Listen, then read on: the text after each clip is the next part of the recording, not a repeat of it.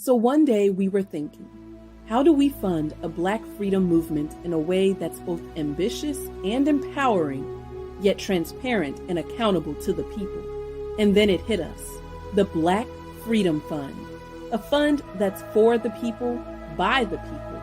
The Black Freedom Fund will work like this. Each month, we will put out a plan for how and where the money will be spent.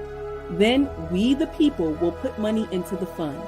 Grassroots Black organizations and collectives will be able to apply for grants through video, forming a level of transparency and accountability. A committee of activists, organizers, and movement elders will be tasked with choosing the grantees and working with them to ensure that they succeed.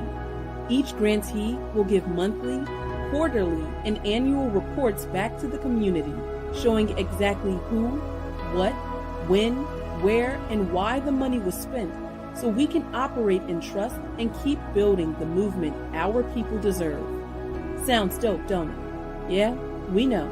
So let's launch it.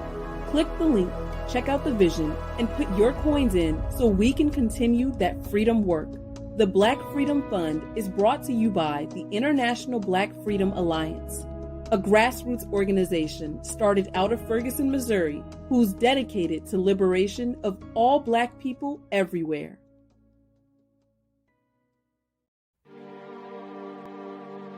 What if we had the power to bring every Black leader throughout history together in this day and age? What could we accomplish? What if we brought the radical mobilizing of Dr. King together with the unapologetically Black organizing of Malcolm X? What if we used the political ideas of Fannie Lou Hamer and put it with the successes of Julius Nyerere, Patrice Lumumba, and Maurice Bishop? What if we created an entirely new economic system based on the philosophies of Dr. Claude Anderson, Muammar Gaddafi, and Thomas Sankara? How many Black Wall Streets do you think would exist today?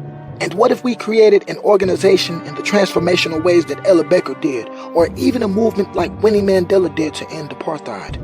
How strong of a people would we be if a movement or an organization like that existed today? Now, what if I told you that we've already started?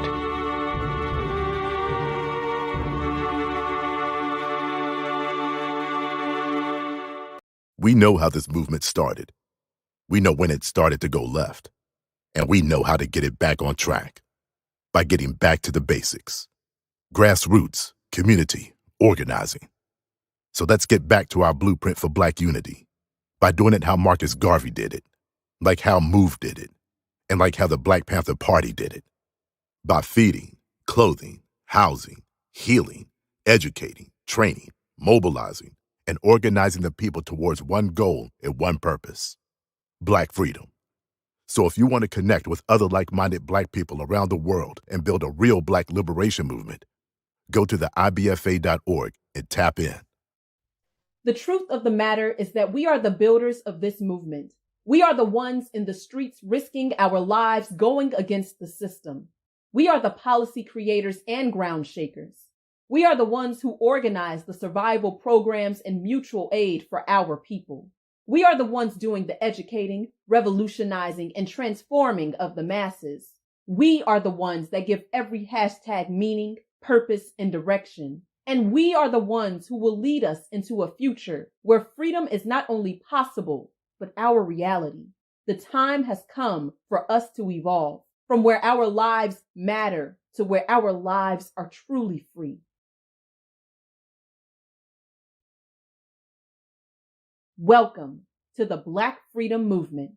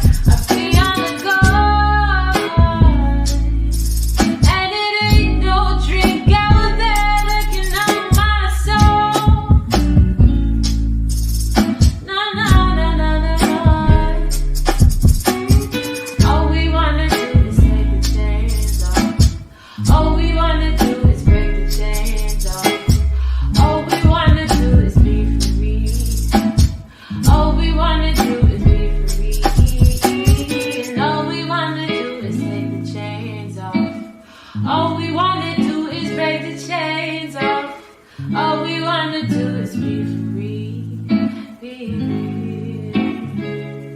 Can you tell me why?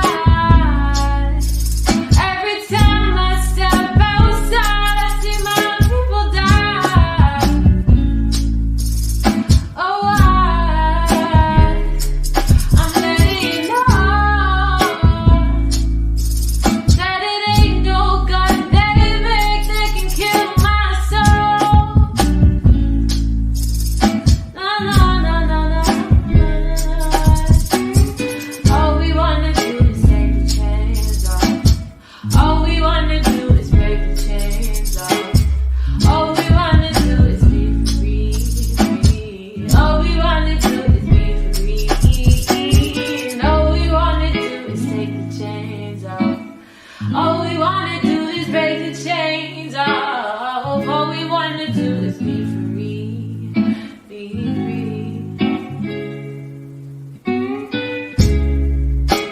Are we all alone, fighting on our own? Please give me a chance, 'cause I don't wanna die. Something's got me down. I will stand my ground. Don't just stand around. Don't just stand around. Around, around, around.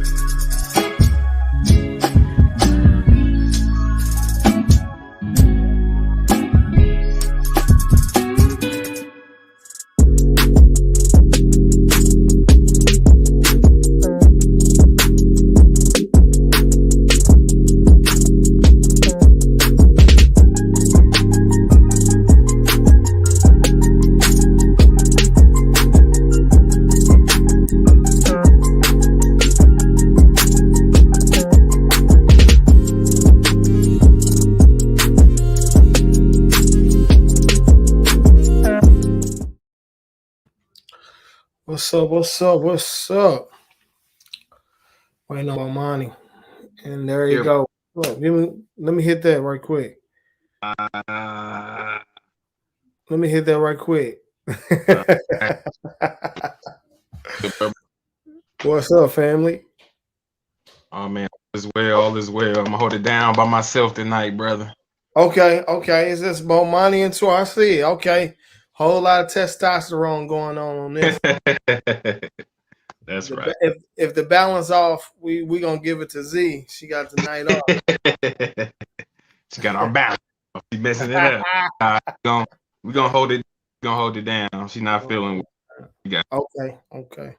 Well, wish a quick, healthy recovery. Even if it's just tired, I just wish some energy upon her and some healing and just a good vibration. So.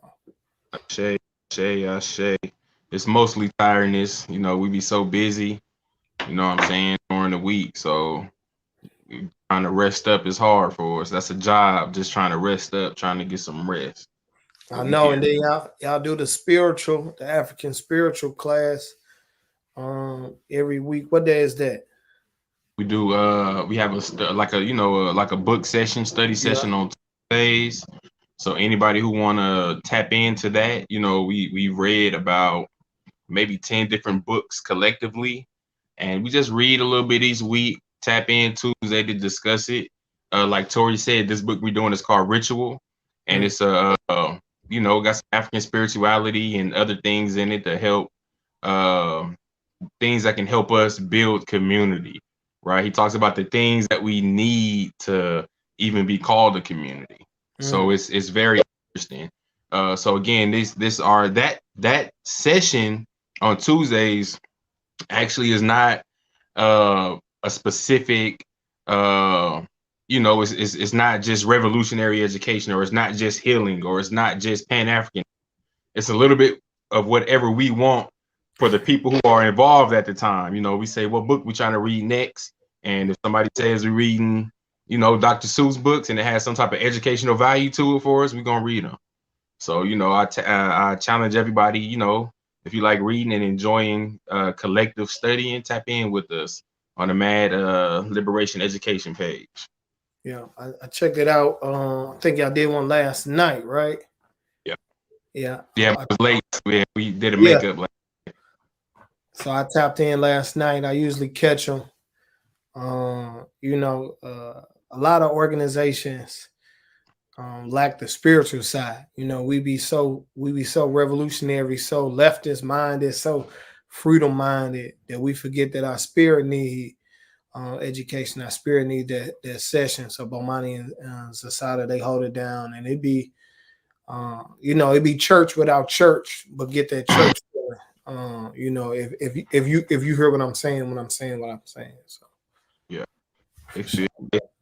Like you said, man, a lot of organizations fail to be well-rounded, you know, and you got to feed Black folks' spirit.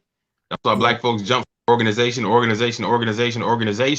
I mean, they because most organizations kind of, you know, they do serve their purpose. So you feel good with those organizations doing work.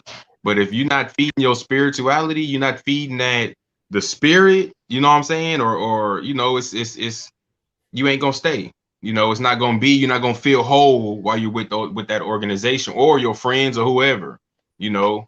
And a lot of things we do are spiritual, and as Black folks, and then we unknowingly do it. You know what I'm saying? The way we just, you know, communicate with each other with a nod, you know what I'm saying? The way we can look somebody or something and they feel our vibe, the way we can use one word to describe 10 different things and 10 different actions, you know what I'm saying? So again, it's, you know, we communicate spiritual, so it's important for us to try to tap into that. And that could be as easy as making time for yourself, bro. You know what I'm saying? Making time to think your own thoughts, not for your organization, not for your family, just your own thoughts, you know, getting some peace, meditating, you know, for you. You know, so you can be good for you. Yeah. That's one thing about our organizations, bro. We never have time for self because we always think about how to advance the organization, you know, how to advance our family, how to advance our friendships and so on and so forth. But we never sit and say, damn, nigga, what about me? You know what I'm saying? Right. The struggle, good. I'm advancing the struggle. But what about me? Because, you know, I mean, people in the struggle because they want something out of it. They want a return for it. So it would behoove movements and organizations and collectives to check on people, understand. I know when we came down there in Birmingham, I know I was hell bent, you know, to get people in the room and talk, but I was really hell bent on eating, sitting around on the porch and just chopping it up with you. And you know, and met moms and met the kids, and had to put Buddy in the headlock because he was trying to play with me. Right. And so, and I can't wait till y'all come up to do the same thing. I think I'm gonna be in Florida next weekend, trying to build and stuff too. So, no, man, a lot of our best ideas, and you could probably attest to this, but a lot of our best ideas come when we're just chilling, right? It don't come when we at a meeting and we're forced to think about the problem at hand. It come when we chilling on the porch and we just talking and feeling good and be like, damn, man, I got a solution to that problem we was talking about, man. Whoop, whoop, whoop. Then we start passing, you know, knowledge back and forth and be like, damn, we got it. You know, and we may be sitting on the porch taking shots. You know, we may be sitting on the porch just talking shit, chilling, you know, but it's a vibe, you know. And a lot of our our best ideas come from when we comfortable and we chilling and we vibing versus we at a meeting and we agenda-size everything and it's the agenda. We're off course, guys. The agenda, you know. Elder did me like that here doing the Juneteenth organizing. It blew me, dog. He was like, stay to the minutes. You ain't on the minutes. You got to stay to it. I was like, come on now, fam. Come on now. It ain't even our style, man.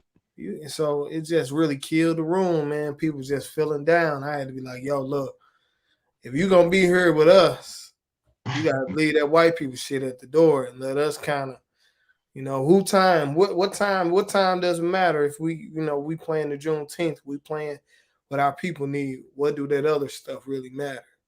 Right. What really matters is that we love each other, we showing care, we building, we unify, we understand where each other come from, our quirks, the little pet peeves, and how we best succeed, not only for an event, but shit to freedom. Right. Period. That little Juneteenth is practice. Shit. Right. Yeah. That's what we use. That's what we should be using our organizing efforts for. A little bit of practice for when the real thing comes. For when the revolution comes, we know how to sit and we know how to get along. We know how to talk to each other. We know how to respect each other. That stuff comes with practice, bro. I'm from the streets. You from the streets. We learned how to be super aggressive. Period. So somebody trying to talk or somebody trying to correct you with something, like we get aggressive. You know what I'm saying? So by having these meetings and being in these spaces, we learn how to be able to listen, to be able to speak. A lot of us come from the streets, bro. We would never speak on a public platform because we think that our speech is bad. Ask my wife how I feel about how I talk. People say I speak well, so again, it's like, it took me a long time to be able to talk or to speak in front of a meeting, let alone at a rally. You know what I'm saying? So yeah, man. Know that. Perfect. I think you speak very well. I'm not even gonna hold you. So yeah, most people say that, but when I hear myself or when I'm writing something for a public event, oh man, it's hard. I'm really hard on myself, man. My little words I've been saying and stuff like that. But yeah, really hard. Okay. I'm loading the files up. We're gonna jump into it. So I guess that was a check-in. We usually do check-ins. If you check in the comments. I'm gonna do the corny shit that other people say, like, share, subscribe, shit. But really take that shit into your soul and use this information to free our people. So if you're not a part of an organization, join IBFA. Shameless plug.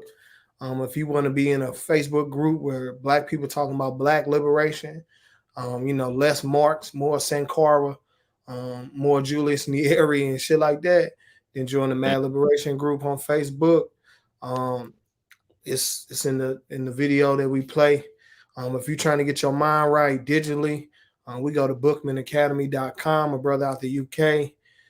Shit thorough. I can't even stunt. And we're working on to fill some gaps in so you can learn anything about Bookman, which is Buddy's, Bomani's son, favorite revolutionary, African by the way of Jamaica, by the way, all the way to Haiti to liberate people. So those are the things that we're trying to pull off. So, if you want some information on those things, put it in the comments. We'll teach about it next time. We kind of free.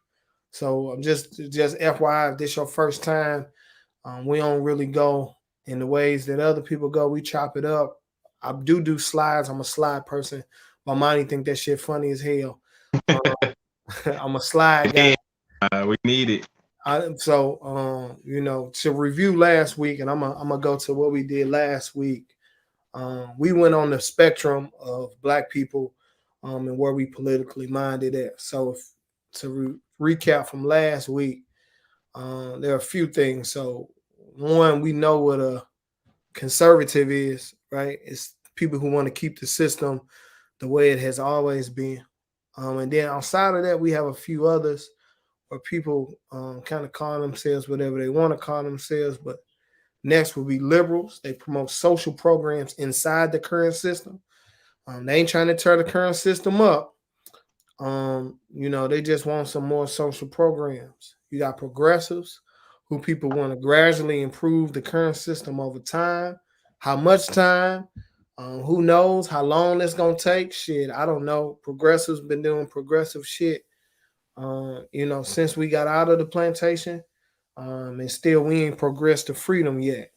And last but not least, We got your people, the centrists, the Obamas, you know, people who are who hold moderate political views on the current system. And so most of those other people wanted to do things. Liberals want to promote social programs. Progressives want to gradually improve the current system. Conservatives want to keep the system the way it is. But the dangerous people or the centrists who just got views, they ain't really trying to do nothing. You know, they move however the wind blow. Today, we're going to talk about something that's key to us, which is organization. So we're going to start with organization. So let me know if you agree with these definitions, Bomani. Organization, an organized body of people with a particular purpose, structure to complete an activity or task. Sounds good. Okay, so the next one is a movement, a group of people working together to advance their shared political, social, and or artistic ideas. Yes, sir. So I wanted to do these two, organization, meaning with a particular purpose, structure, right? And then a movement, because, and I'm gonna take the slides off so we can kind of chop it, is because too much on Twitter, especially on now that Negroes have created spaces on Twitter. Now we on a endless debate cycle. I heard somebody say something that really kind of I didn't have a concept before Ferguson. So Ferguson happened where I'm from in St. Louis, and you know, we was in the street. I mean, it was thousands of people in the street. Some of us, probably like a good 30 of us, stayed consistent and organizing and doing things, and then people would trickle in. That's how I go. And then the same thing happened with George Floyd and other stuff. So about probably last week, we made a comment, post or a tweet, and somebody said, man, about protesting. Somebody's like, man, we've been marching for 50 years. And I was like, no, we ain't. Because you ain't been outside. Right. Yeah, and so I get it. If we've been marching, yes, some of us been marching. Thousands of us been marching, but I know I'm 30-some years old, so I ain't been doing nothing for 50 years. And then most likely I've only really been active for about 10 years. So I ain't been doing nothing consistently for 50 years. And I ain't never seen millions of black people go outside and do nothing in a coordinated effort. So I ain't never seen black people, an organized body of people, go outside. I'm talking about millions of black people for reparations. I ain't never seen it to call out the Congressional Black Caucus for selling us out. I ain't never seen millions of black people protest or march for police brutality. What I've seen is hundreds of people in many different cities across the nation go outside, maybe even thousands. And at the height, I think last year was George Floyd probably got 100 cities and probably 100, 200,000, 300,000 people. But most of them people, half of them is probably white people.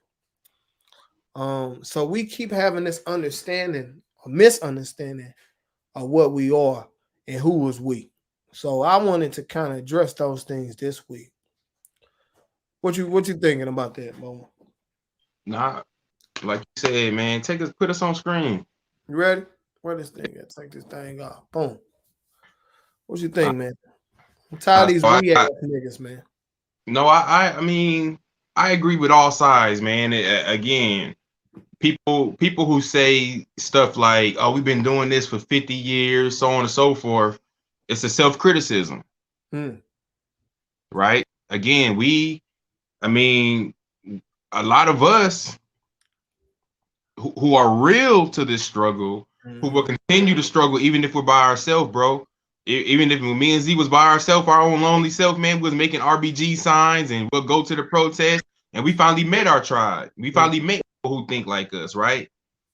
But like I said, we're not going to do this for 50 years. But those people who were marching in the 60s, right? What did you do in the 70s, in the 80s, in the 90s? How did you lose connection? How did your organizations fall off? So we're starting from the bottom.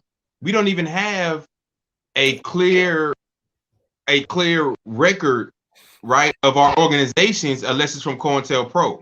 You know what I'm saying? So again, it's like that's not a criticism on us, because we the turn up people. Y'all ain't never did it like us. You know it. I mean, in '65 the Watts Rebellion. I mean, rebellions went down. Yeah. Don't get me wrong, but I mean, we a different type. And the fact that our leaders, our guidance, the people who were supposed to guide us, you guys dropped the ball. We coming to new. Yeah. You know, so we're trying to take these old schools of thoughts and we're trying to improve them. So if you see us hitting the streets, we ain't hitting the streets the same way y'all hit the streets, right? It's not the same way. This is not a regular. Maybe the people in the front are the regular marchers. You know what I'm saying? Maybe the church and whoever organized it are the regular marchers, but the people who show up, we not showing up with the same spirit that our folks showed up with 50 years ago. Yeah. You know. So I mean, and for those people, especially for like an elder or older to say that, like you casting doubt at this whole meeting, bruh.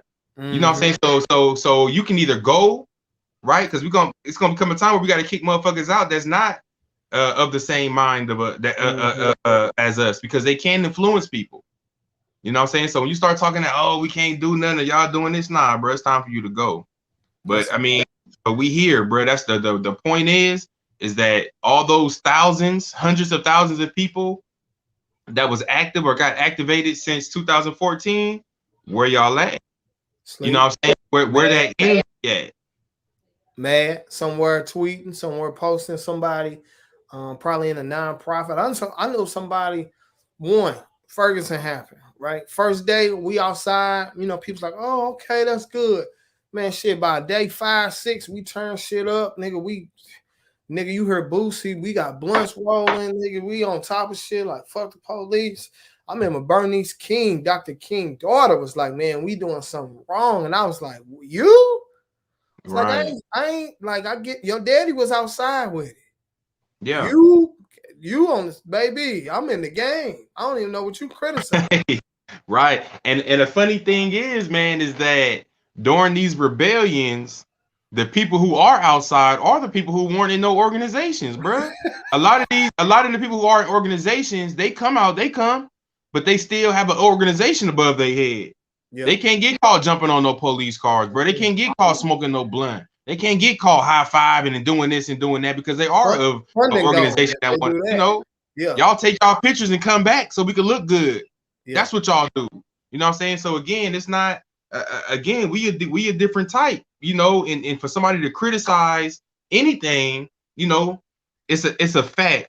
Most of the people from every rebellion that got active, that looted, that threw a rock at the police, that threw a rock at white supremacy, that did anything, right? Most of those people were not of a revolutionary mindset. Mm-hmm. The people who were of a revolutionary mindset kind of sat back and watched so they can have analysis, have a good analysis of what's going on so they can further the next step, because it's always the next step. So that step of people coming outside and acting crazy and doing all this, yes, that's what they're supposed to do. That's the level of understanding that they have. I'm fucking mad. I'm tired of this shit. I'm also young and want to have some fun. So I'm finna go get my homies, and the first cop car we see, we finna demolish it. Yeah. Right. And then for the people who are for the Bernices, right? What is your job in the movement at this moment? Because obviously it's not being outside with us at this moment. Right. Go get the funding. I don't even care. Like go get the funding and have the Afro Center schools go everywhere. Fund all the home schools. Shit. Make sure we got enough breakfast programs. I don't give a fuck what it is. But here it goes. So that be the problem. It be disconnected because those people and then everybody on the sideline think that we, but when we say we need to do blank, everybody go into what I want to do. Yeah. And that's what I wanted to kind of get to today, because on Clubhouse, these Negroes is going crazy. So I got two definitions. So first is freedom. So I'm gonna try to read it. I'm gonna do it real quick. Freedom, society or place where the people live in agreement upon the social, civil, and human rights with the power to ensure and advance them. All right. And then oppressed, for those, read like me. Boom, a society or place where the people do not have the power to advance their rights without the threat of violence. Because we gotta have that violence. Because I think people, you can, people say, "Oh, America, you can, yeah, we can do the whole bunch of shit you can't do in Cameroon." Yeah, but the police gonna bebop me.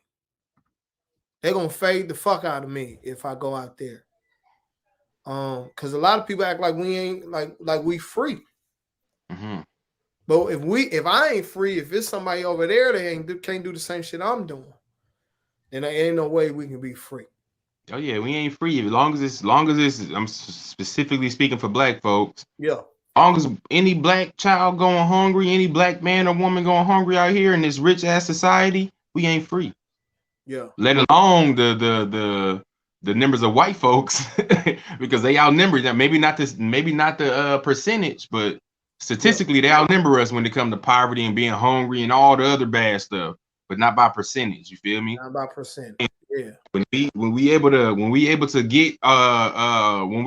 live, bruh, and not just survive in the system, then we free. Period. People be happy about the five, everybody, people happy they got their little PPP and they think they free. Nah, that's not. I mean, that's the PPP. Unless you scam the system and don't get caught, you did not win with that.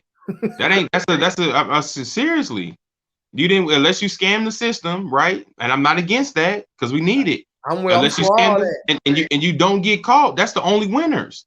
The people who got to pay that back, or the people who got in that system to be counted as a stat, believe that they're gonna use that against the rest of society. Look how many people we help. What you mean we ain't doing nothing? Mm-hmm. You know what I'm saying? So again, I mean, and again, if I'm not gonna go in the rabbit hole, but yes, people look at that as a sense of security, but it's a false sense of security. Yeah. Because you ain't had the right, you ain't got the right to vote. Ain't nothing on the ballot to say bring that PPP back.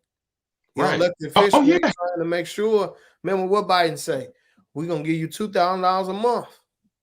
Right. Got in and took what Trump gave people $1,400, and Biden put $600 with that and said, "I gave you $2,000." No, one thing I can do, I can count. Right. And that ain't two.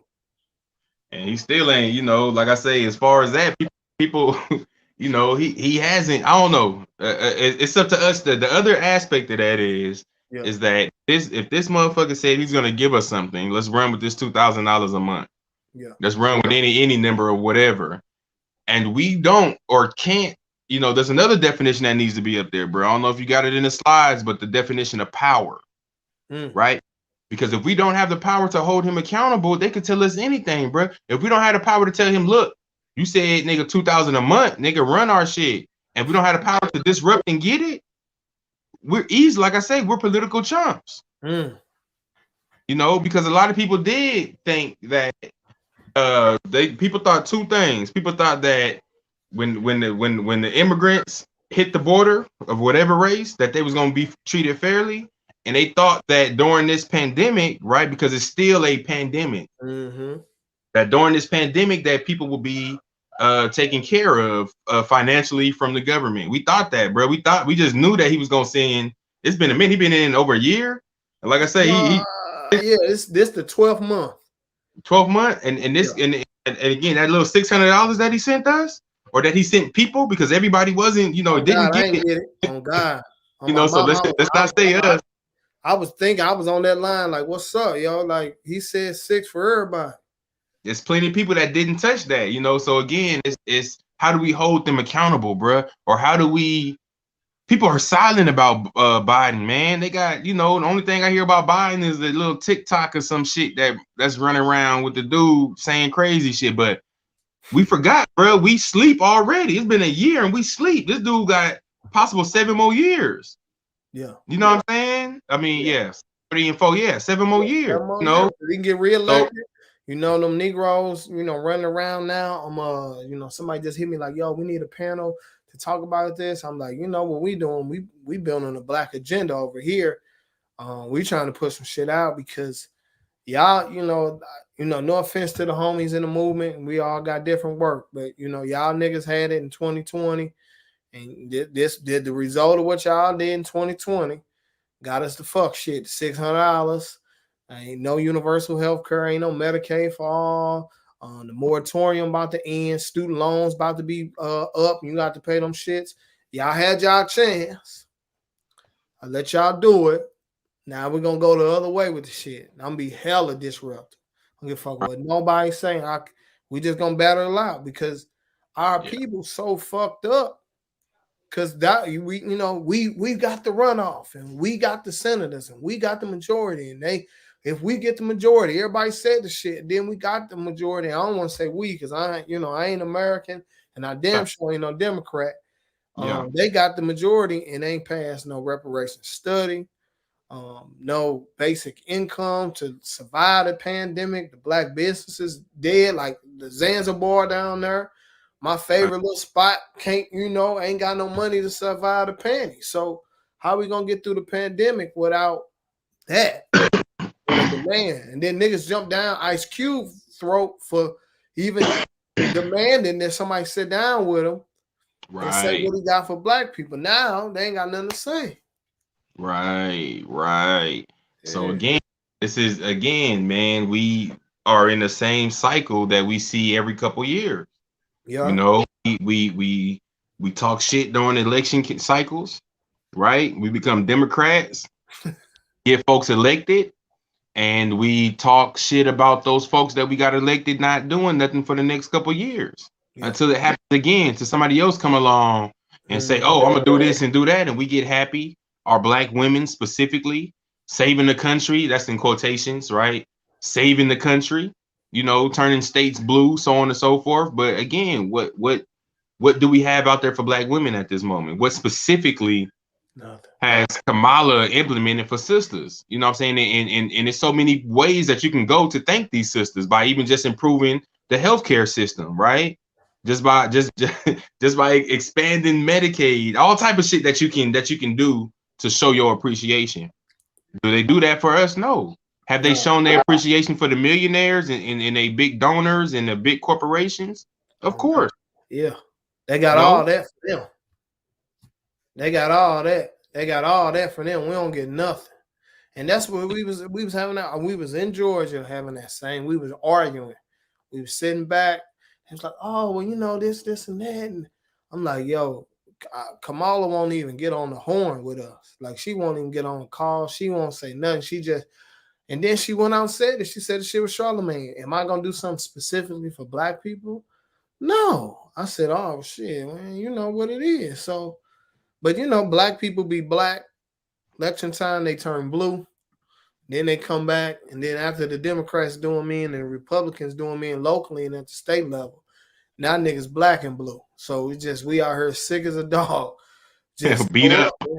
And we ain't got shit to come from it. So let's address this power dynamic. Because I wanted to kind of lay some of that. So because black people say this, are black people free? Right. And if you think we free, are we free to live without police harassment, predatory lenders, discrimination at a job, or voter suppression? Another way to say that is do black people live a life determined by police harassment, predatory lenders, discrimination at jobs, and voter suppression? So depending on where you live, these shits is true. So I live where we at, bro? I'm in Missouri. I'm in a Republican state. Now I'm in a quote unquote blue city, but my state red as fuck. Mm-hmm. My senators, Josh Hawley, dude he refused to vote against the insurrection on January 6th. He was actually in video talking to the people. So that's the state I got. So I ain't got no health care. They denied that. They cut off the unemployment. They don't want to accept the child support. They still trying to lock niggas up for child support, even in the middle of a pandemic. And the Democrat ain't got nothing for us. I don't know how you living down there in Alabama. Same. Red It's in a state, Democratic city. blue city. You know, Democratic city, and You got a black mayor, don't you? we got the black mayor. We got the black okay. mayor that people talk about all over the nation. When they refer to young black mayors, they always refer to Birmingham. Mm-hmm. But are the people? I mean, I could show you you seen my city, man. You seen my neighborhood.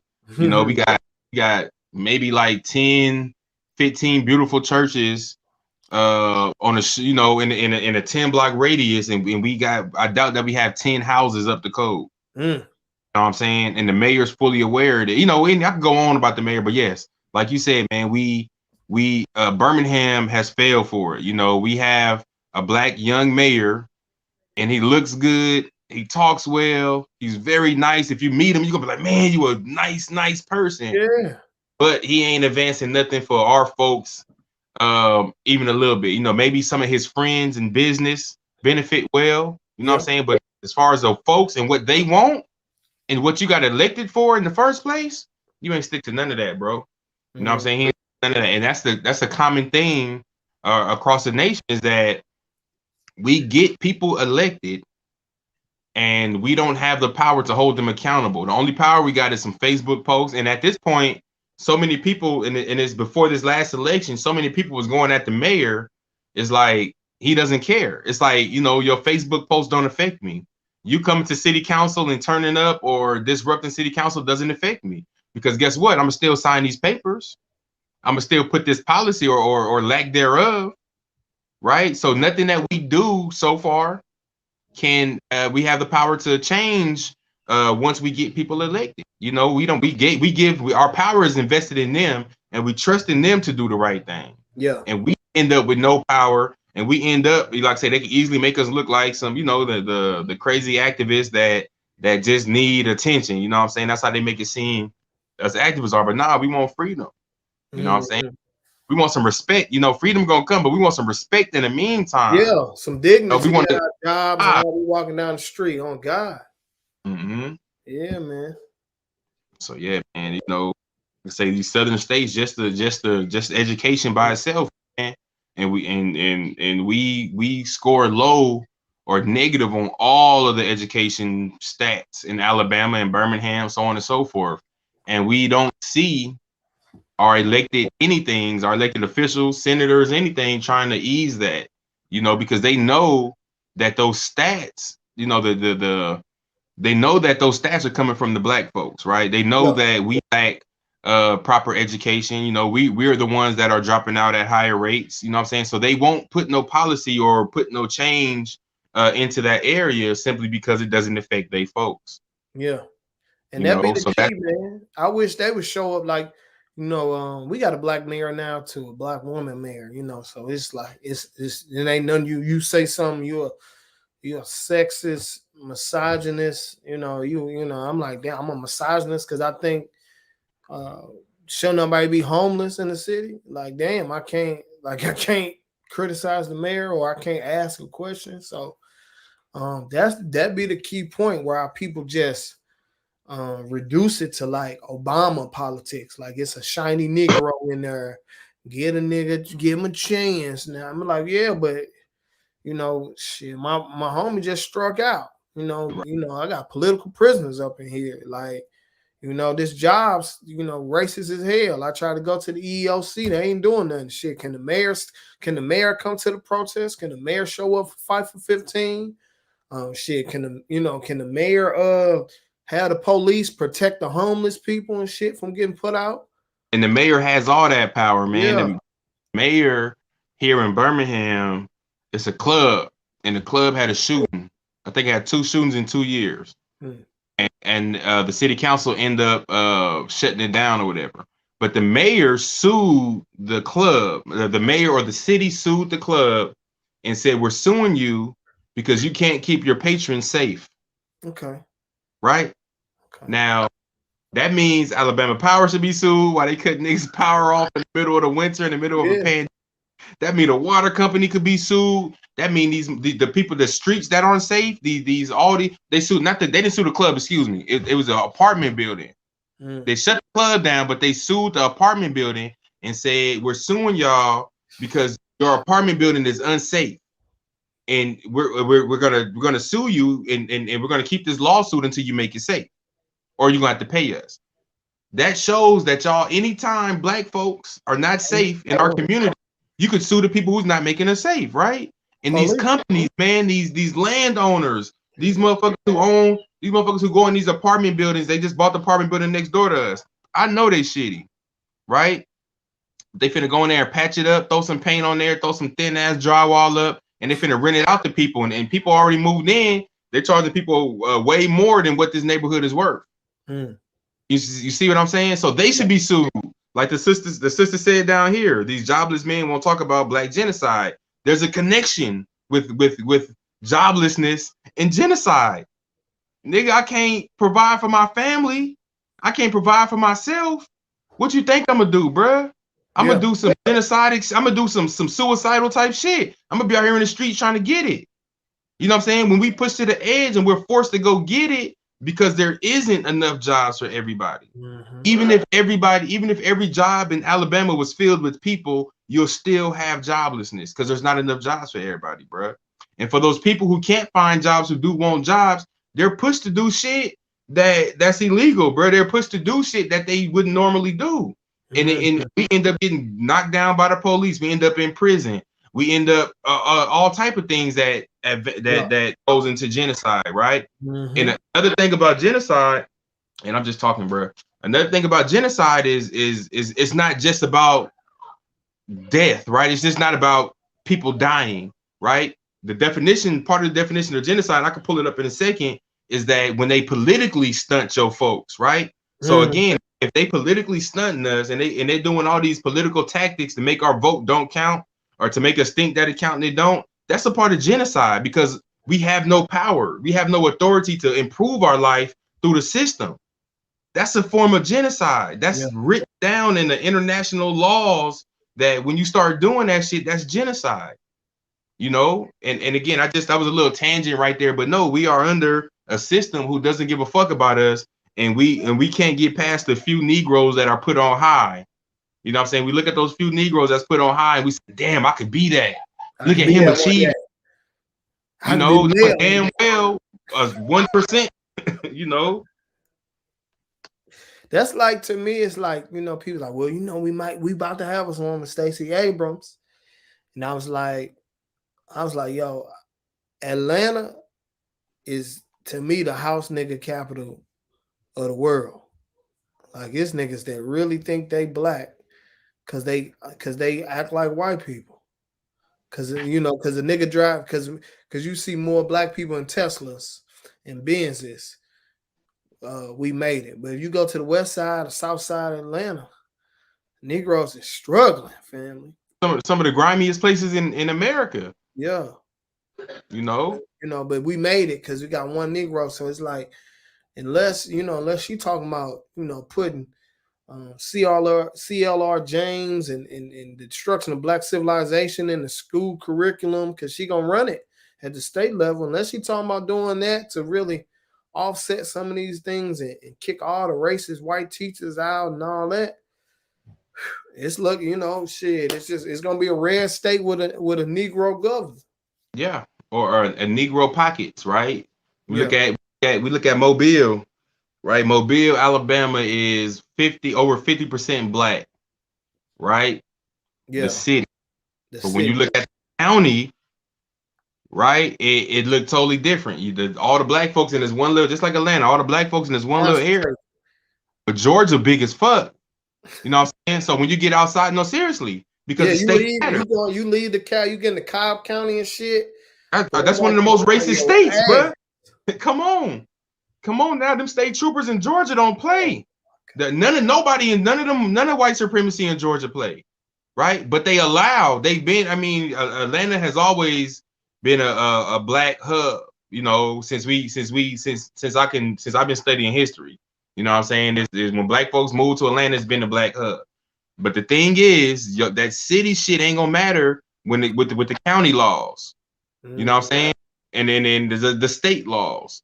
So again, we do have a little pocket, and they allow that pocket to thrive for an example of what we can be, how close, what it looks like to be close proximity to white supremacy. Right? So that's what we're always going to be trying to achieve. But you ask them folks, you get down to them rich folks, man, that's driving them Teslas and shit, and I guarantee you they got the same motherfucking problems a nigga on the west side got. Getting pulled over by the police, scared of brutality, feel like you ain't heard. That's why you got to floss your money and you got to do all this. And ask most of them dudes who you do see, a lot of them dudes with them fly cars, and say, ask them how they got their money. A lot of them dudes, nigga, got it off the streets. You know what I'm saying? A lot of dudes they just wash their money and got a business. Wasn't that Coca-Cola, huh? Yeah, you know. They ain't getting no Tesla at Coca-Cola, huh? Man, come on. So again, it's Atlanta is a good trick for black folks. You know, it is good opportunity out there, so on and so forth. If people trying to come up, but if that's it, economical, that's it. That's the only thing. That's the only positive thing that I can see about Atlanta. You make a little money like you make a little change. That's it. I got an opportunity to make some money. But where are the big organizations? No, where are the power organizations? Yeah. Where's Stacey Abrams' whole team at that she should have built by now? Because she has been attacked by white supremacy consistently since her face been plastered all over the news and social media. Yeah. Where your organization? Where your folk? Where your angry mob at? Where your Tea Party at? These motherfuckers got a whole Tea Party against Barack Obama, and they made moves, bruh. Got motherfuckers elected. Got motherfucker, all type of shit the Tea Party did just off the dislike of Obama. And we swear we dislike white supremacy. You know, Democrats ain't come to save her. Nah, man, the Democrats could be what they say, friendly fire or casualties. You know what I'm saying, in this war, like, because y'all in a way y'all are protecting white supremacy, and we don't see it. You know, you guys are the gatekeepers of white supremacy, bro. Y'all the closest thing to to white supremacy in us poor black people.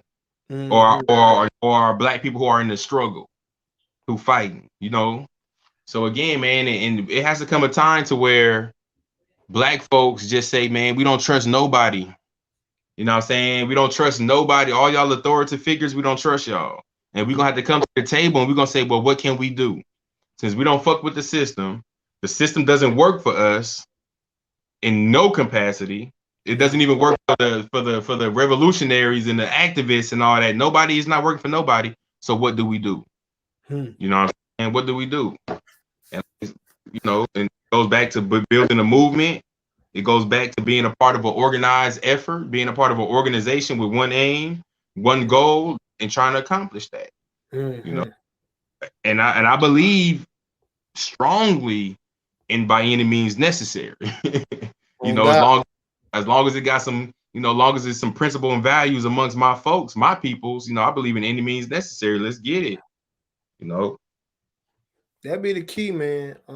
Getting organized. I'm a see, because segue to organizations and movements, because I want to create clarity. Because you said if the individuals, that do a little something, you can spin out, you can clock out whenever you want, but the sustained effort of an army, be it a political army, be a social army, be a cultural army, be a literal army, be an economic army, an organized body to actually go against them organized people. Because if you don't got to like the Tea Party or the Republicans or the Democrats or the white militias, but they organized. Yeah. And they got some things that we don't have on our side. And I'm going to get to it. So organizations and movement have these things. They have plans, things they strategically want to do. They have missions, things they want to accomplish. They have roles agreed upon, positions to carry out these plans and missions. They have a structure, a form of accountability. And they got benchmarks, a time of when the mission should be accomplished. If you say these things should happen, right? Do y'all have a plan for it? Do you got a mission statement? What's your role in it? Who gave you your role? What's the structure of accountability? I didn't want to say leadership. I said structure. Now the motherfucker telling you, I'm talking about like shit. Like, hey, yo, nigga, like, you got to print the papers out. Like, what, did you print the papers this week? Like, who make the cartoon in it? Like, you know, like, who went to go pick up the ink for it? Like, that's a role and responsibility that you got to have. That's the shit that we missing. And I asked the question, are you a part of an organization? Do you have a role that others in your structure have agreed that is yours?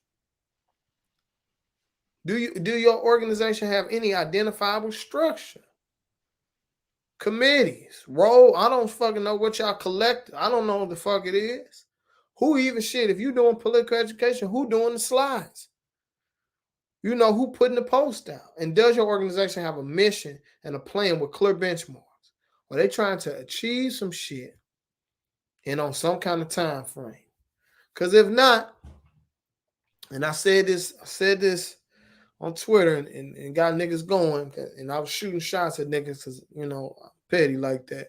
By the way, we're a petty organization. We're a radical, revolutionary, black, petty organization because we tired of Negroes playing with this shit, that we risking our lives and bringing our kids up. Bo and Zasada, they got me.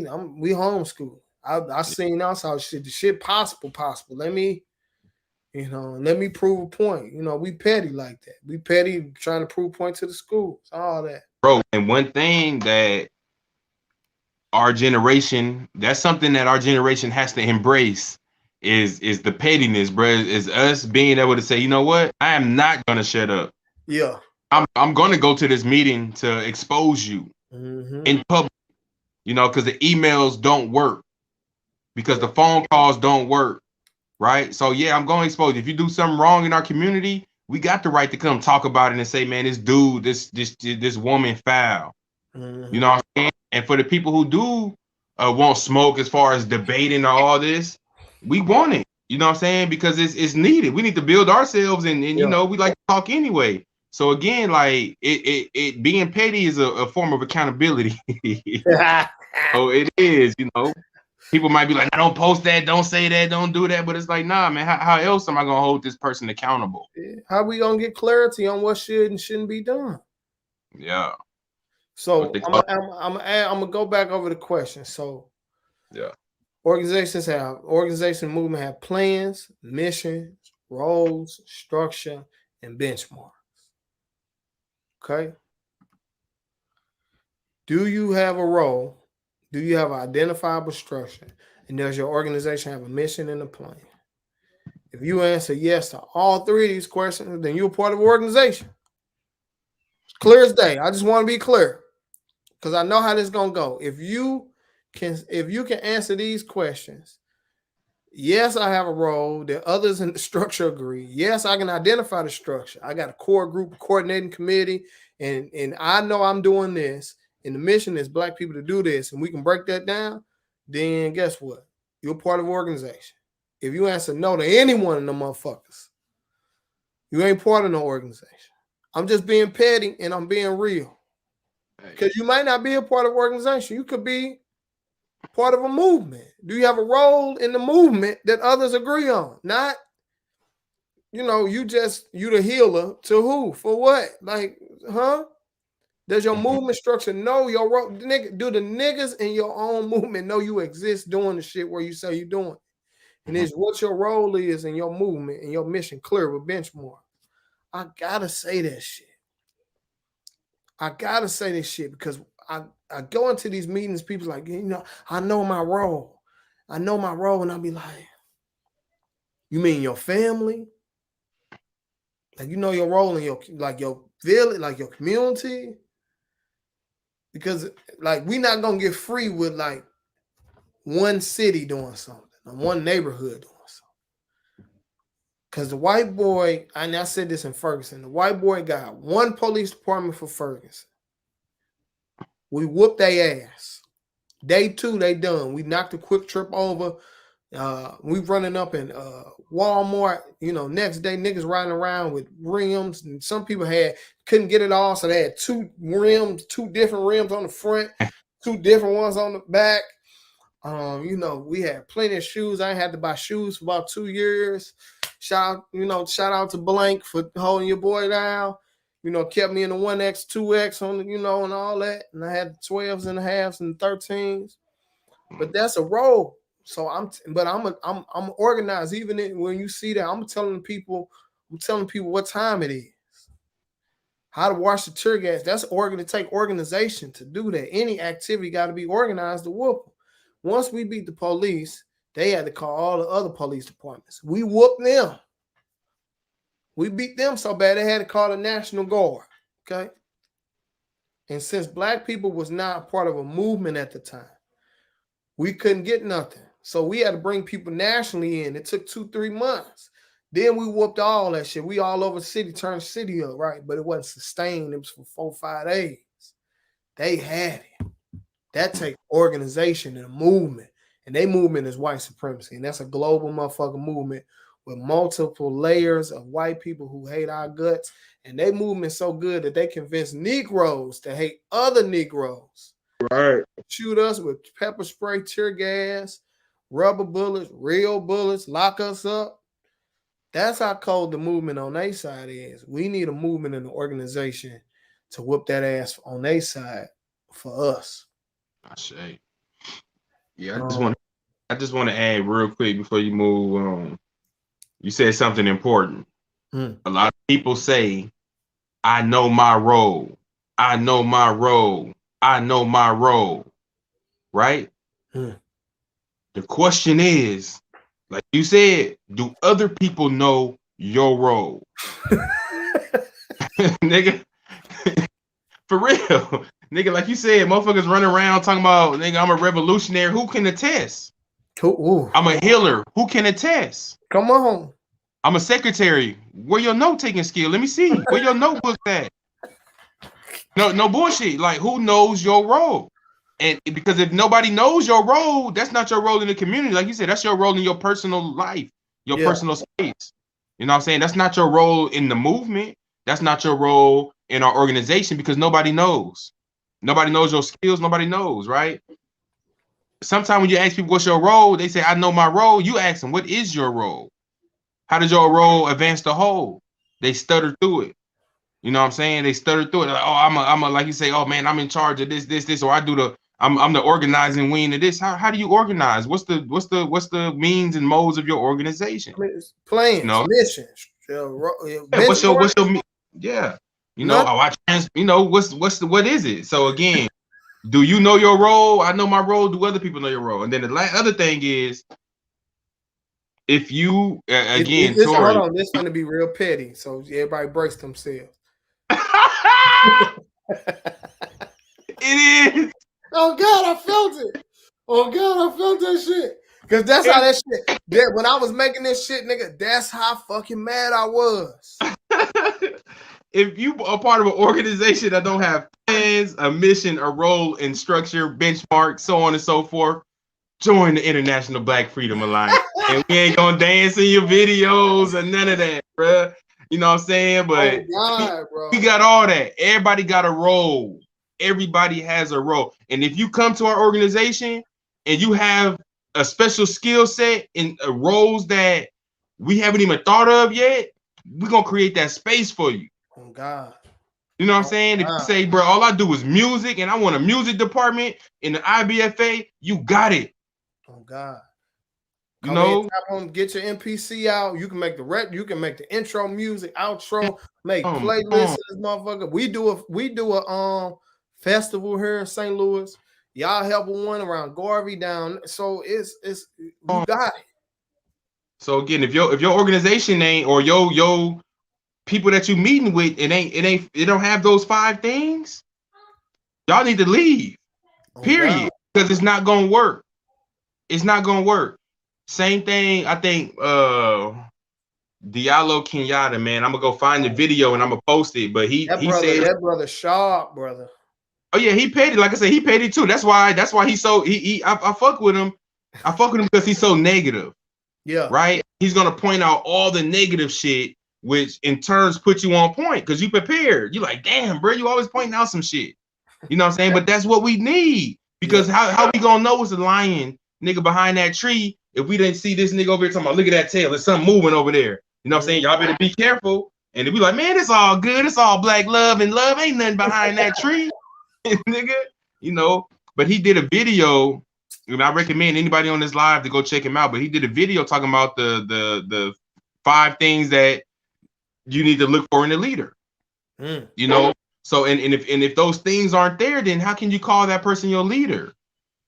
You know what I'm saying? But this organization thing, we'll do a show about that too. But these organization thing, plans, mission, roles, structure, benchmarks. Come on now, that's common. This is some common sense stuff. It's some more stuff that could be added on this list, but this is just some plain out common sense stuff. Yeah. And even if your organization doesn't have the numbers, like Tori said, nigga, all right, I'm gonna do the talking, and you gonna do the behind the scenes work. I'm gonna do the flyer, right? Yeah. And you gonna MC the event, and I'm gonna be on the panel over here doing the sounds. You know what I'm saying? That's 2-3 people that can organize and have a mission, have a role, have your structure, and that's an organization right there. Yeah. What black people need is something like the IBFA, though, man, where we all can come in, play our role in a secular organization that's meant to advance black people across the diaspora, period. We said this early on when we was doing the education beforehand. Hey, let me. Okay, I'll be done in like 10 minutes. You got my headphones. All right, I'm on the line. Baby. You want? Sure, we'll take your time. You want to get on? All right. See you later. Peace. That's LeMay, y'all. We know who it is. I was gonna grab her, but she didn't get close enough for me to throw in the camera. Go ahead. So you want to be in the camera? That's what it is. See? Go ahead. I'll be 10 minutes. Yeah, macaroons. Macaroons. Okay. Hold on. Let me get done because I'll be get up. See, I ain't on nobody's time, but it's almost time to eat. So eat hungry. But yeah, that's the thing. So when I tweeted out a week or so ago, y'all ain't tired of y'all organizations being Zoom calls, study groups and debates. Y'all not tired of just political education, just nothing but just political education. And like you said, if it was a black organization, if it was a true revolutionary organization that existed here in St. Louis when Ferguson happened, the Black Lives Matter wouldn't even exist. Right. They would have been prepared. The elders would have came, summons. They would have saw me, brought me in the back, saw that I was hella conscious already. Saw that, they would have put him on my backpack. I had Stokely in my backpack going out to Ferguson. So I was on that. I was already in a Stokely mindset. And then the shit happened.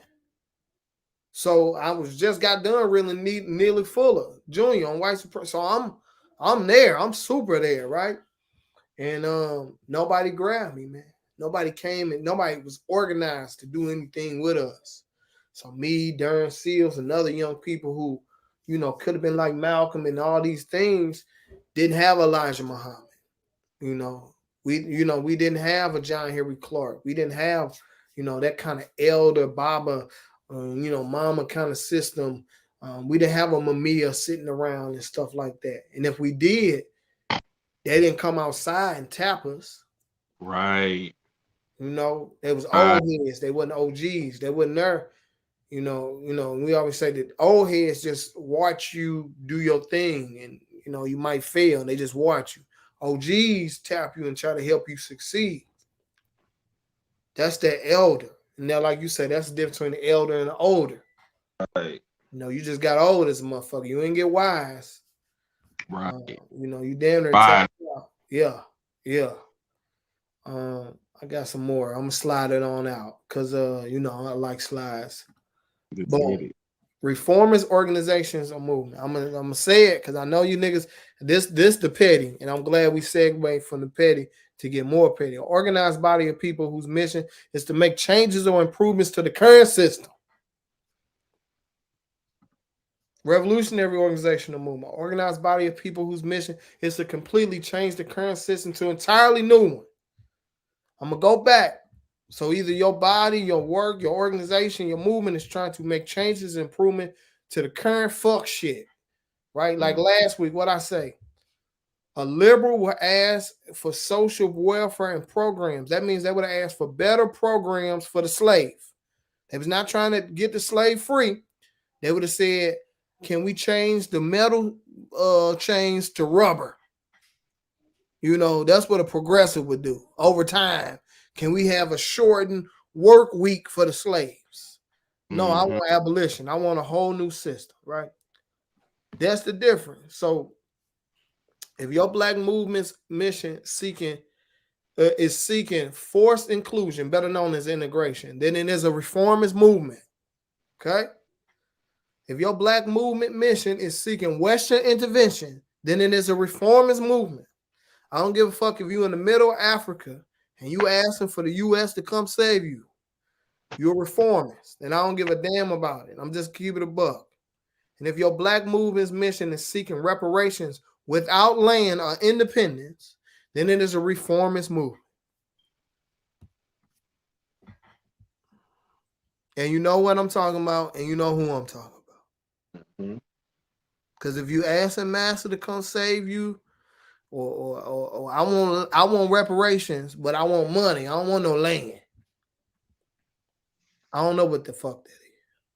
But and the reason being is because inclusion, better known as integration, on people, you can't force inclusion with people who hate you.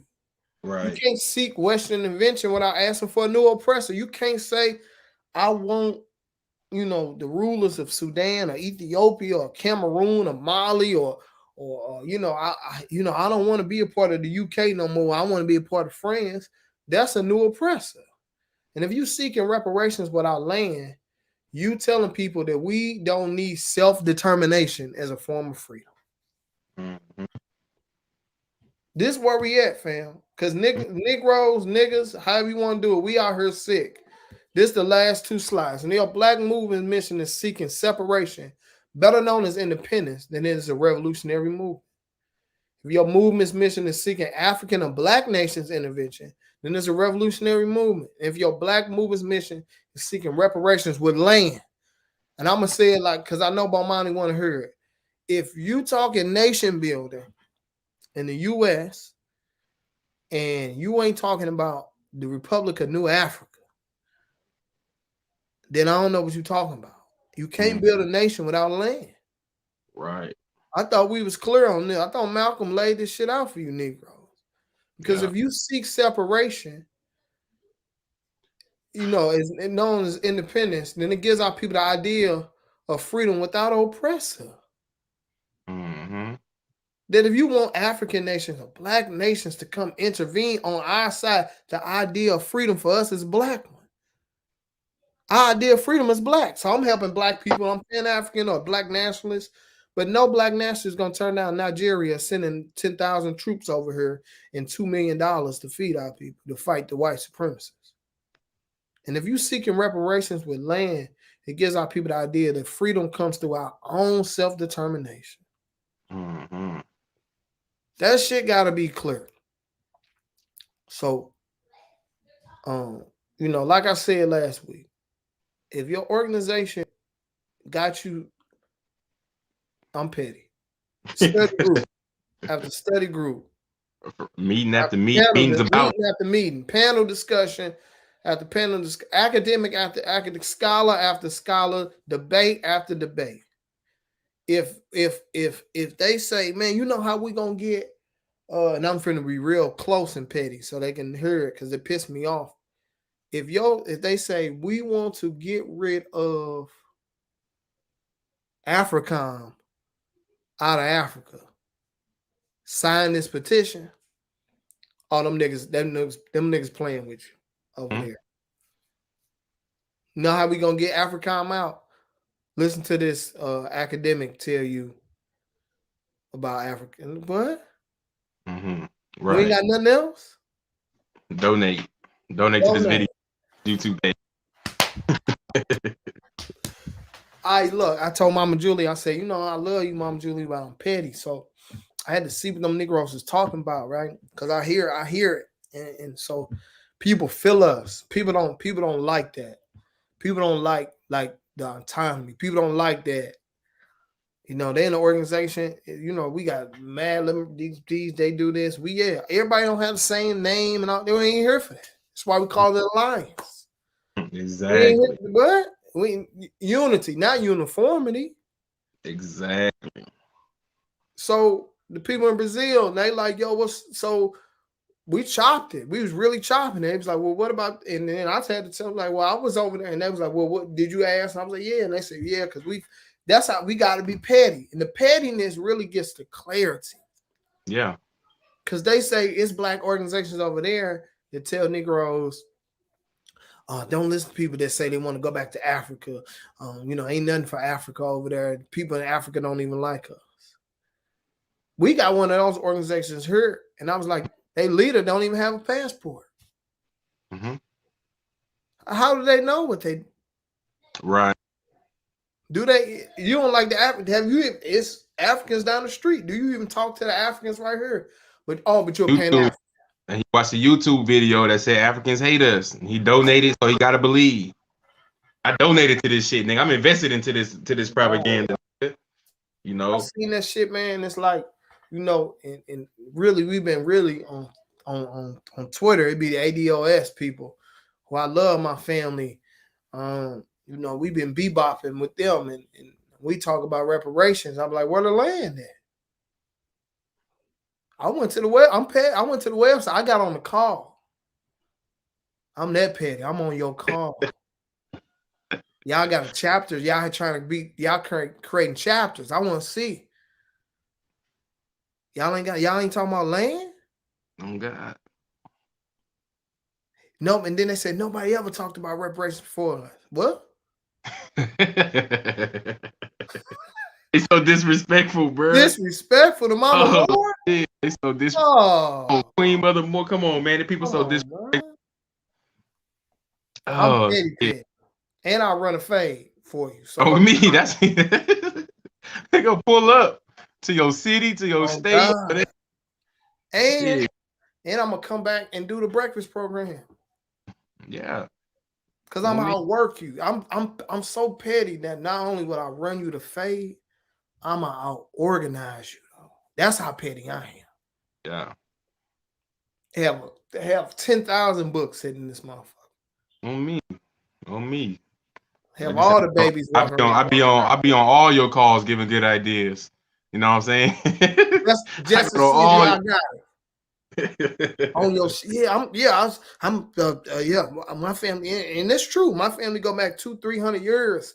Is ADOS, FBA, foundational, whatever these new Negroes are, right? It's funny how Tariq went from Hidden Colors 1 when the Haitian Revolution, he was saying we beat the French. He was saying we, and now he foundational black. He ain't got nothing to do with the immigrants. Right. That's crazy. But I got on the call. I'm like, you, what's up? Yo, have y'all seen the Republic of New African? It's a whole bunch of why would we name it Africa? I said, well, we ain't even got to call it Africa. Let's just meet with them and call it something else. But they trying to take over the land. Quiet. Yeah. I said, man, we got an ADOS army. Yeah. We finna put, I shoot. What's up? Oh, we don't want to do that. No, we thinking, economists talking. Is that a lawyer over there? Academics leading your shit? Niggas that nails, them nails clean over there. Yeah, hands off. Yeah. You ain't got no trauma. You know what I'm saying? Silver spoon. So again, it's I hate to say that we have to rail against these type of folks, but I mean, like I say, man, we have to be in those spaces to challenge them. And we have to be in those spaces to challenge them because of the masses. If we don't, the masses will believe that, bro. If we don't got that one person on there, like, man, there's that negative person. Somebody gonna be like, man, damn, this bro, right. That person that's coming to visit that page for the first time and they see you on there, like, man, what the land question? What, we just gonna get a check and give it back? That's what we gonna do. You know that's boomerang. They're gonna give us a check, and then we gonna give it right back to them. We're gonna go buy this house and this car, and we're gonna go buy, we might own our little house, we might own the car, but we giving it right back to them. And in 10 years, from now, they're gonna come, it's a recession, and they coming to take everything back, bruh. So again, it's they need a person like us to be negative, to be petty, to be pessimistic in those situations, because it creates free thinkers. You know what I'm saying? If all we see is ADO, you know how the algorithms are. You like a couple ADOS pages and stuff like that. Now that's all you see. You don't see no IBFA stuff. You don't see no revolutionary this. You don't see none of the free thinkers out there in the world because you don't like the couple pages. So yes, when you got time, anyway, I go for anybody, any of our revolutionaries. When you got time, you got to check these folks. You got to hop on their lives until they block you. You know what I'm saying? You got to hop on it for real. And like I said, I wouldn't. We done picked up, like, I want to say this, and I just want to say I appreciate all the ADOS people who joined the IBFA, who getting this education, who and DOAS and the rest of them, and even the Pan-Africans. And I'm an equal opportunity petty motherfucker. You Pan-African, but you walking right past the Africans in your city, in your community. Yeah. And you romanticizing Africa, but you walking past the Africans right here. No, we ain't doing that. So I appreciate everybody, because now it's time to really get out our comfort zones and really like push each other. And so in 2022, it's like that.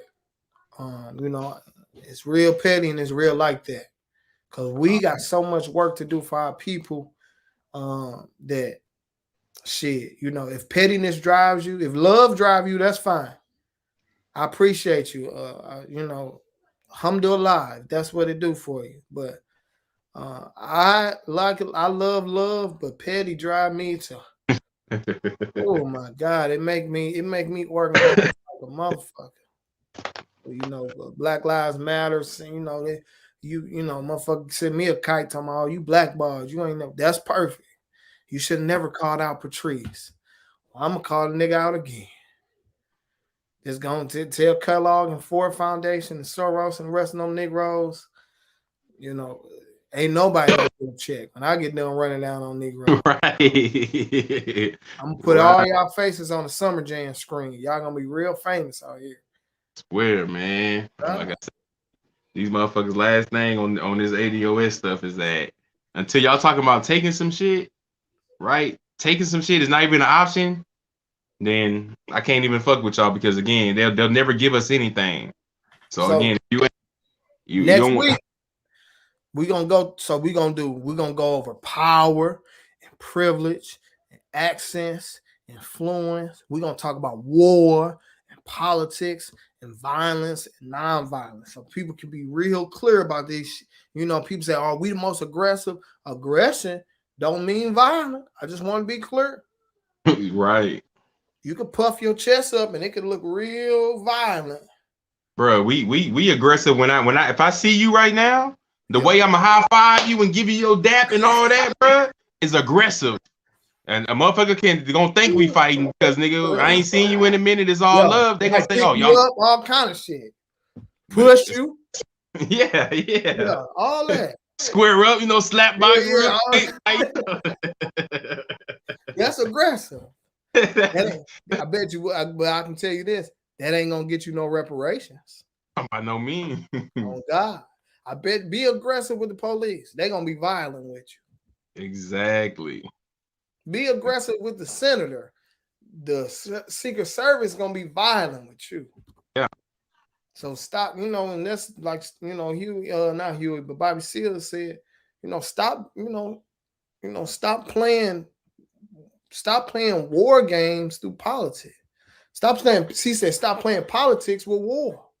Yeah. Stop playing. Like, let's go get it. Go get it. If you're gonna go get it, go get it. And I like all that. So, we had about an hour and a half. I'm hungry. I need this. I'm trying to, get right. real quick. Let me do this spiel real quick. Oh, go So ahead. it is Decolonized December. So Yeah. I just want to, want to make sure Travis represent. Hope the brother's all right. Hood scholar. But it's Decolonized December. Colonization was a process of taking people's land, so to speak, right? Colonization was a process of taking people's minds, spirits, and culture away from them. I'm gonna keep it short. We are a colonized people here in America, right? Before they started to import people here, they colonized the land here, they colonized the people. We have to recognize that we are colonized people physically, mentally, and spiritually. And the process of colonization takes all of our culture and individualism away as a people, right? Colonization is the process of turning us into what they want us to be, turning us into them, turning us into white supremacist acting people, right? That's where we get misogyny from. That's where we get this hyper violent attitude that a lot of Black people have. We get it because we are a colonized people. So we have to go through the process of decolonizing our minds, our bodies, and our spirits, right? And if we don't, right, we'll continue with the same issues that our community has now. Some of the issues that they think are unsolvable in our community, right? We're Black folks. We know how to survive, right? But we can't even begin to survive as a colonized people if we continue to think that white supremacy is the way. If we continue to send our children to these schools that's going to teach them, that's going to invoke menticide in their brains. If we continue to follow continue to allow white people to steal our culture and sell it back to us, right? These are signs that we are colonized. So we got to shake that, man. We have to decolonize our minds, our spirits, and we have to decolonize physically. And that's, again, what Tori said, this whole show, building a movement, sustaining the movement, building an organization, sustaining that organization is all a part of decolonizing ourselves. That's my Decolonized December spiel. I'll be back next week with some more. You on mute, bro. So, boom. I love y'all, family. Peace. Yeah, love y'all. Like you said, if you tired of your organization, all in the videos, all in the war shows, all on Zoom, but ain't doing no homeschooling. Ain't doing no breakfast program, ain't feeding nobody, ain't trying to shoot nothing, being aggressive when they should be violent with their oppressors. Then join the IBFA and go to the IBFA.org. Love y'all. Ashe. Peace out. I'm play these dope ass videos. Get you some propaganda on the way out. Peace. The truth of the matter is that we are the builders of this movement. We are the ones in the streets risking our lives going against the system. We are the policy creators and ground shakers. We are the ones who organize the survival programs and mutual aid for our people. We are the ones doing the educating, revolutionizing, and transforming of the masses. We are the ones that give every hashtag meaning, purpose, and direction. And we are the ones who will lead us into a future where freedom is not only possible, but our reality. The time has come for us to evolve from where our lives matter to where our lives are truly free. Welcome to the Black Freedom Movement. What if we had the power to bring every Black leader throughout history together in this day and age? What could we accomplish? What if we brought the radical mobilizing of Dr. King together with the unapologetically Black organizing of Malcolm X? What if we used the political ideas of Fannie Lou Hamer and put it with the successes of Julius Nyerere, Patrice Lumumba, and Maurice Bishop? What if we created an entirely new economic system based on the philosophies of Dr. Claude Anderson, Muammar Gaddafi, and Thomas Sankara? How many Black Wall Streets do you think would exist today? And what if we created an organization in the transformational ways that Ella Baker did, or even a movement like Winnie Mandela did to end apartheid? How strong of a people would we be if a movement or an organization like that existed today? Now, what if I told you that we've already started?